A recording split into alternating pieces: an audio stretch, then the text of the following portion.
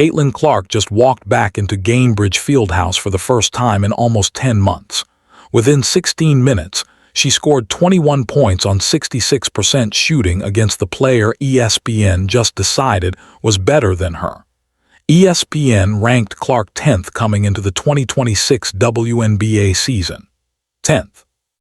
She is a player who finished 4th in MVP voting as a rookie, who won World Cup MVP just a month earlier, who single-handedly moved the needle for women's basketball in a way nobody had in years. So, she came home laced up and went straight at Paige Bueckers. What happened next is exactly what Indiana Fever fans needed to see against the Dallas Wings. It made Bueckers look like the inferior player in almost every direct matchup on the floor. Who do you think is the better player, Caitlin or Paige? Do you agree with ESPN? Let me know down in the comments below. 10. That's the number ESK. Put next to Caitlin Clark's name on their top 50 WNBA players list heading into the 2026 season. And if you followed women's basketball at any point over the last 2 years, you already know why that number sent people into a full meltdown online. Let's actually run through what Clark did since her WNBA debut 2 years ago, because it's worth saying out loud. She finished 4th in MVP voting as a rookie, won World Cup MVP just last month, and dragged the Indiana Fever into conversations that franchise hadn't been part of in almost a decade, leading them to the playoffs during her first year. She drew contact at a rate that made defenses look desperate. She shot threes from distances that had crowds on their feet before the ball even left her hands. And she ran an offense with the kind of court vision you're not supposed to have in your first and second professional season. She did all of that while absorbing physical contact that would have ended most players' seasons well before the final buzzer, and ESPN looked at that resume and typed in the number 10. The full list had A.A. Wilson at 1, Alyssa Thomas at 2, Nafisa Collier at 3, Brianna Stewart at 4, and Jackie Young rounding out the top 5. Clark sitting at 10th isn't just below that group. She's sitting below Paige Bueckers at 8th and Kelsey Plum at 9th. And Bueckers didn't even achieve the things Clark achieved as a rookie. So the argument for putting Bueckers ahead of Clark requires you to completely set aside everything Clark already proved at the professional level and bet entirely on what Bueckers might do. Fans weren't just frustrated, they were genuinely confused, and the comment sections and reply threads reflected that pretty clearly. People kept pointing at the same specific things. Clark's free throw drawing, her shooting range, her assist numbers, her well-rounded stat line, and asking what metric you're actually using here. Because it's not the numbers. The Collier comparison kept coming up too, because Collier ranked 3rd despite coming off a major surgery, while Clark got dropped to 10th partly, because injuries limited her to 13 games in 2025. Clark was named an All-Star that season despite playing 13 games, and ESPN still ranked her 10th. The injury piece is what made this sting a little differently than a regular ranking dispute. Clark spent the better part of 10 months working through quad issues, thigh problems, a groin injury, and an ankle that kept flaring up and shutting her down. And that is not a minor inconvenience. That is a brutal stretch for any athlete to grind through. Coming out the other side of all that, and picking up a magazine or clicking link and seeing your name at number 10 behind a player who has not suited up for a professional game yet. That is a specific kind of frustration that goes beyond just disagreeing with a list. Analysts who cover the WNBA closely pushed back hard on the ranking too. And their point was not just about stats. Clark's presence moved attendance numbers, pushed television ratings up, and pulled in fans who had never watched a WNBA game before she arrived. You do not get to just ignore that when you are deciding who matters in this league, because those numbers do not happen by accident, and they do not follow players who are not actually good. And to be clear, Clark is one of the best on the court, too. ESPN handed Clark a bulletin board moment before she had even played a preseason minute, and Clark does not need extra fuel, but she will not leave it sitting on the table either. So when the schedule came out, and her first home game back at Gainbridge Fieldhouse after 10 months away happened to be against Dallas, against Paige Bueckers specifically. The crowd that packed into that building was not just there for a preseason game. They were there to welcome her home, and the noise before tip-off told you exactly how much those 10 months without her had cost them. 16 minutes. That's all the coaching staff gave her, which makes complete sense for a player coming back from the injury run she went through. But what Clark packed into those 16 minutes is really the whole conversation. The final line, 21 points, 66% shooting, 2 of 3 from three-point range and 11 of 13 from the free throw line. When you see those numbers sitting next to 16 minutes of play, your first instinct is to check if you are reading it right, because that is not someone getting hot. That is someone operating at a level of efficiency that most players do not hit in a full 40-minute game. The first bucket came early in the first quarter, and it told you everything you needed to know about where Clark's body is at right now. She attacked from the top of the key, blew right past Bueckers, and finished at the rim before the defense could rotate over. Clean step, full burst, and a finish that did not look like someone who had spent the last 10 months managing quad issues and a nagging ankle. That was Clark's first bucket at home since mid-July 2025, and Gainbridge Fieldhouse absolutely let her know how much they'd missed it. The second bucket came off a Monique Billings screen, and this one mattered in a different way. Clark caught it wide open on the wing, set her feet without any hesitation, and knocked down the three. It was not a lucky gift from a broken play. It was Indiana's offense running exactly the way it is supposed to run when the spacing is right, and Clark is reading the floor a beat ahead of everyone else. That is the version of the fever offense that opposing coaches lose sleep over, and it started working the second Billings set that screen. Then came the next play and the steal. Clark read Butcher's passing lane, jumped it against Atlanta Smith, came up with the ball clean, and went coast to coast for the layup. The whole sequence took maybe 4 seconds. Bueckers is a genuinely talented guard. Nobody is disputing that. But Clark picked the ball in a live game situation and turned it into points before the wings could get back. And that is not a lucky deflection. That is instincts built from years of running an offense and knowing exactly where the ball is going before it gets there. The free throw numbers deserve their own moment. 11 of 13 from the free throw line is not just about Clark shooting well under pressure. It is about the referees actually calling the contact she draws on drives, which has not always been the case. Clark said after the game that she honestly thought the referees were great. And if you have watched her get grabbed and bumped on closeouts for 2 seasons without a whistle, you understand exactly what she is saying. What the full efficiency picture tells you is that Clark is not playing the same way she played before.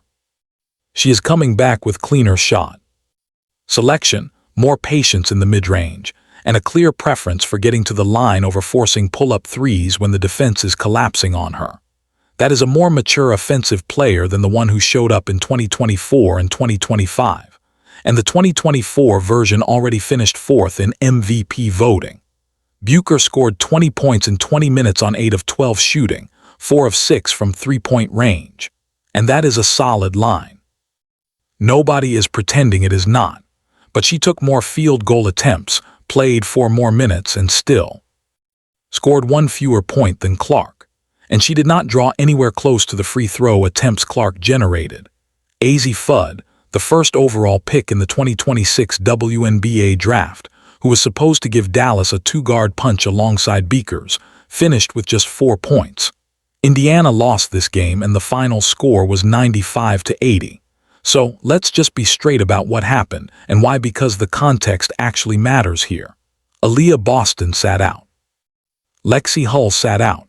Both were held for precautionary reasons, which is the right call this early in the preseason, but it meant Indiana ran a lineup missing 2 starters against a Dallas team that showed up at full strength and ready to play. The second quarter is where it fell apart completely. Dallas went on a 36-7 run, and if you watched it live, you could see exactly how it happened. Indiana could not navigate screens on defense, gave up uncontested drives, left shooters wide open on the perimeter, and every time the Fever turned it over, Dallas pushed the pace and converted before Indiana could get set. That is not a scheme problem. That is a depth problem. Because when you do not have your full rotation and the defense breaks down, there is nobody to cover for it. Turnovers. 17 turnovers. That is the number that stings more than the final score because Dallas's entire offensive identity runs through pace and transition. And every time Indiana coughed the ball up, Dallas had a head start on the other end. Coach Stephanie White pointed to it after the game, talking about ball movement speed and cutting down turnovers. And Dallas's Jose Fernandez came into this game specifically focused on stopping Indiana's transition offense, which means he knew exactly where to attack. And Indiana handed it to him anyway by giving the ball away that many times. Kelsey Mitchell put up 10 points in 17 minutes and looked completely like herself, attacking downhill and creating space off the bounce. And that matters because Mitchell is one of the most underrated guards in this entire league when she is healthy and playing with confidence. Her ability to get into the paint complements Clark on the perimeter in a way that is genuinely hard to guard. And you could see flashes of how that is going to work when both of them are on the floor together with a full supporting cast around them. Michaela Timpson added 11 points and gave Indiana something at the 5. But without Boston next to her, Timpson's defensive limitations were more visible than they would normally be. She is still developing her footwork when physical. Post players back her down, and Dallas's bigs took advantage of that directly in the second quarter. That is not a knock on Timpson. She is a developing player who is going to get better. It is just a real look at what Indiana's front court looks like when their best interior defender is not on the floor. Maisha Hines-Allen was probably Indiana's most consistent frontcourt presence all night, finishing with 7 points and 7 rebounds, and competing hard on the glass even when Dallas controlled the paint overall. She used her body well, fought for position, and did not disappear when the second quarter got ugly, which is more than you can say for some of the other performances in that stretch. Raven Johnson was a genuine bright spot alongside Clark and not just in the box score. 5 steals and 5 assists in limited minutes, and the steals were not lucky deflections. Johnson read passing lanes, applied ball pressure, and turned disruption into live ball offense on multiple possessions. White praised her after the game specifically, noting that Johnson did not sulk after her own turnovers, and that her defensive activity, including deflections that do not always show up as steals, makes her genuinely hard to keep off the floor. That is a rookie guard with the defensive instincts of a seasoned player, and she is playing alongside Clark. Screen navigation, turnover rate, transition defense, those are the 3 things that broke down against Dallas, and none of them are permanent problems. They are the kind of problems that shrink considerably when Boston's back protecting the paint's back, providing length and versatility, and Indiana is actually playing with a complete roster. 5 steals and 5 assists from a guard who is not even the most talked about player on her own team. Sit with that for a second because Raven Johnson's stat line against Dallas was not just a good game from a rookie. It was a real look at what Indiana's defense can become. Johnson did not score much, but that was not really the point of what she did out there. Every steal she came up with turned directly into offense for the Fever, and Clark noticed it. Clark said after the game that when Johnson forces a turnover, it leads to a score, and that she brings a real edge on defense that shows up in deflections, and in the way opposing guards get uncomfortable with the ball. Clark has been around good defenders her whole career, and she is not throwing that kind of praise around casually. So, what does Indiana's full roster actually look like when it is all together? Clark runs the offense from the perimeter, reads the floor, and pulls defenders out to the arc with her shooting range, which opens up driving lanes and pick-and-roll action underneath. Boston comes back as the interior anchor, protecting the paint, rebounding, and giving Clark a pick-and-roll threat that the defense has to respect, or she will punish them at the rim. Hall returns as the off-ball cutter and versatile defender who keeps opposing coaches from doubling Clark, because they cannot leave Hall open in the corners. Johnson disrupts passing lanes and pushes pace off turnovers. Mitchell attacks downhill. That is a genuinely scary lineup to prepare for. None of it was fully operational against Dallas, and the out-rebounding numbers told that story bluntly. Dallas won the glass 45-26. Without Boston anchoring the front court, Indiana did not have anyone who could consistently change that number. And Hins Allen competed hard, but she cannot replace what Boston provides. Defensively on her own, Timpson is developing and she will get better, but she is not yet the kind of interior presence who swings a game the way Boston can when she is reading the pick and roll and protecting her territory. Sophie Cunningham is another piece worth watching. She brings the physical toughness this roster needs, defends multiple positions without getting lost on screens, and knocks down catch and shoot threes when Clark draws the second defender. That is a specific skill set, and in a role that actually fits what she does well. Cunningham could end up being one of the quieter reasons Indiana pulls out close games in the second half of the regular season. The guard-heavy roster Indiana is building is fun to watch when the ball moves fast and the defense is connected and everyone is running their assignments. Against Dallas, you saw both versions. The version where the offense flows and Clark is reading everything perfectly, and the version where turnovers pile up and Dallas converts them before Indiana can get back.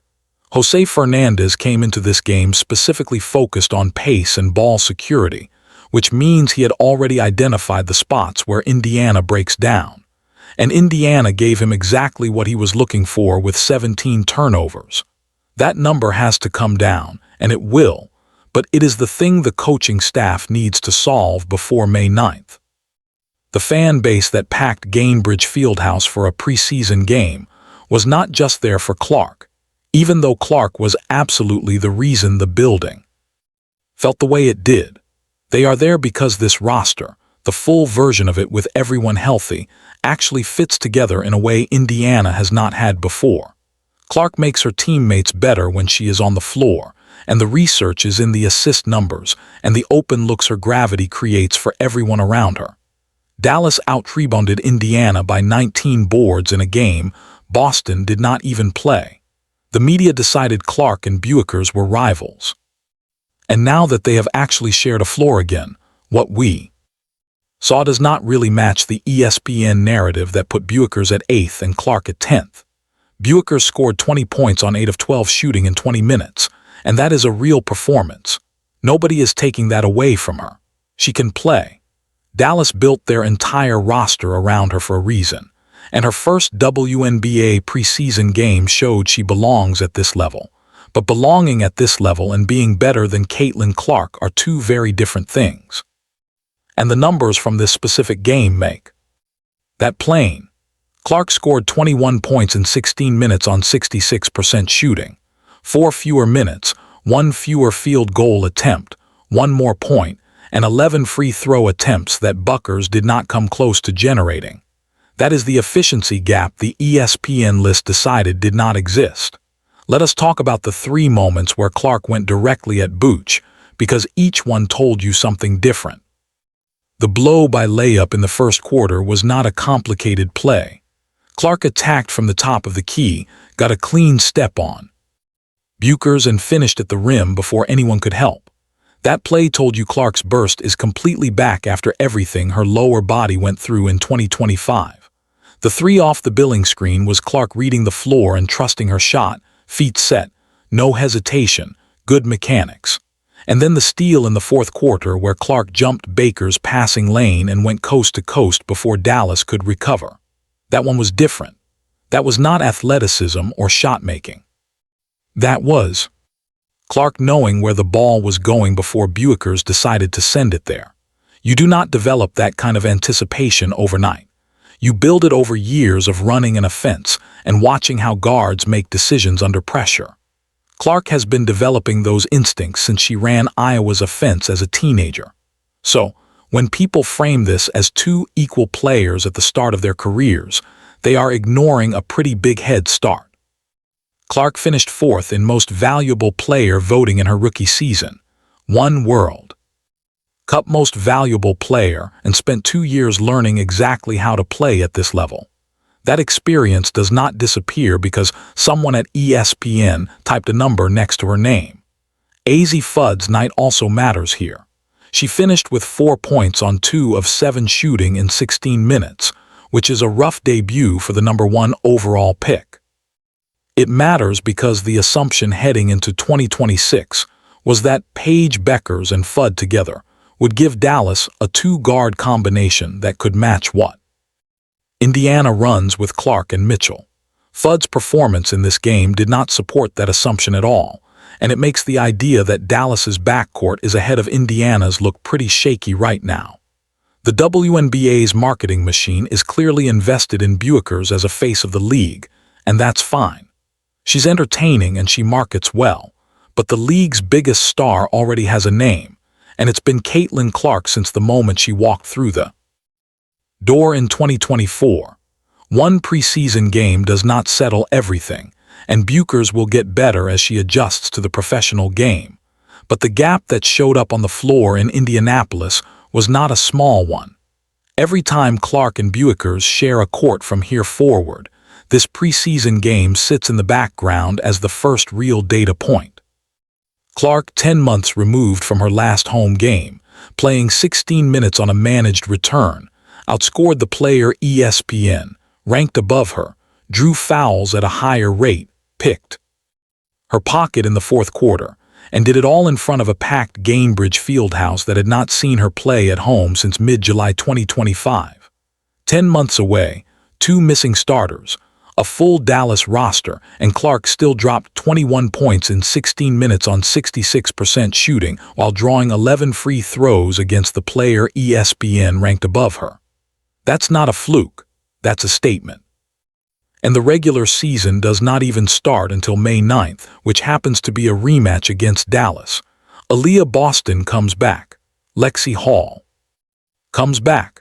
Raven Johnson keeps disrupting passing lanes, and Clark plays 30-plus minutes instead of 16. ESPN typed 10th. The court in Indianapolis said something completely different, and Dallas gets another shot at finding out which one was right. On May 9th, who do you think is the better player, Caitlin or Paige? Do you agree with ESPN? Let me know down in the comments below. Like, subscribe, and turn on all notifications so you never miss out. Click the video on the screen, and we will see you in the next one.